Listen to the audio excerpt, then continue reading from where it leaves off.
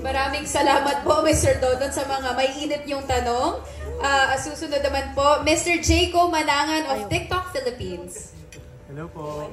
Hello everyone. My question for Miss Almira, Miss Thea, and Sir Chris. So let's start with Miss Almira and Miss Thea po. Bakit sa palagay ninyo, mas nalilinya kayo bilang mga character actors? Kayo ang may antagonist sa kwento, di ba? Ano sa tingin ninyo ang hugot ng mga character ninyo kung bakit nagagawa nila ang mga hindi nila dapat gawin? Hi, good afternoon. I'm sorry po sa voice ko. Anyways, your first question was yung, sorry, nalilinya bilang character. I think for the last 8 years, lahat din po nung nagawa ko here with Jimmy, lagi po akong kontrabida. I don't know, kasi in real life, hindi naman po ako masyadong matarabaw. But I don't know, siguro po, I'm humbled by the fact na nagagampanan ko po ng maganda yung mga roles na nagbibigay sa akin as a kontrabida. And it is also our third time to play as mother and daughter kontrabida. Yeah, pangatlo na namin. First was Madrasta and Lost Recipe, and this is the third time. So nung nasabi ko sa akin na siya uli yung anak ko, sabi ko, wow, it will be very easy na pahirapan ng aming bida. Kasi tinginan lang namin dalawa nito ni Thea.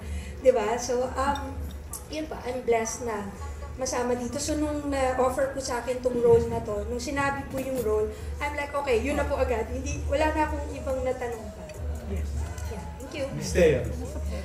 Ayun po, siguro kaya kami madalas nalilinya sa pagiging kontrabida or character mga roles dahil siguro sa mga mata namin.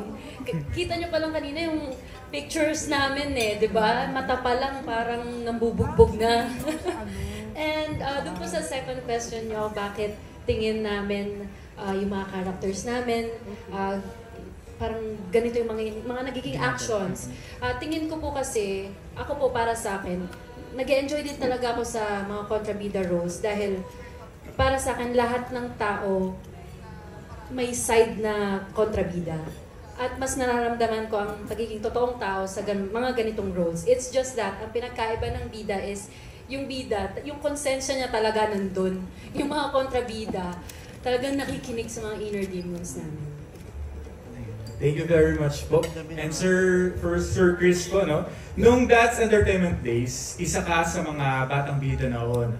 Ano ang masasabi mo na ngayon?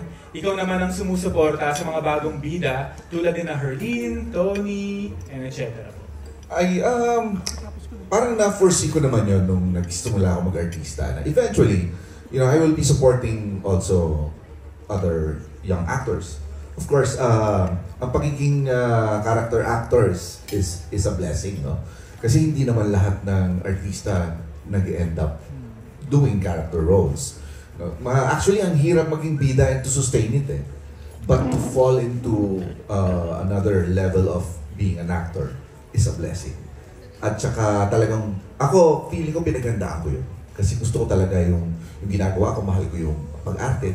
So kailangan humanap ako ng way para makarating dun sa may longevity. So yeah, so that's why I am very thankful with GMA and the Binibining Marikit because of the role na maganda yung role ko dito. Mabait akong ama ni Kid. Speaking po, ano sa palagay ninyo ang similarities mo as a person sa character na pinoportray mo dito sa Binibining Marikit? Actually, hindi ko alam pag binibigay kasi sa akin yung role ko, tinatry kong ihiwalay yung personal experiences ko. And I imagine that yung role ko is ako talaga. So, hindi ko alam kung ano yung magiging yung similarity. Siguro yung may anak. And yung mga ibinabahagi na mga pangaral sa anak, yun, I guess, yun ang mga malapit. Thank you very much, and congratulations to the whole cast. Thank you so much, Mr. Jayco. Next naman po si DJ Yoko Chang.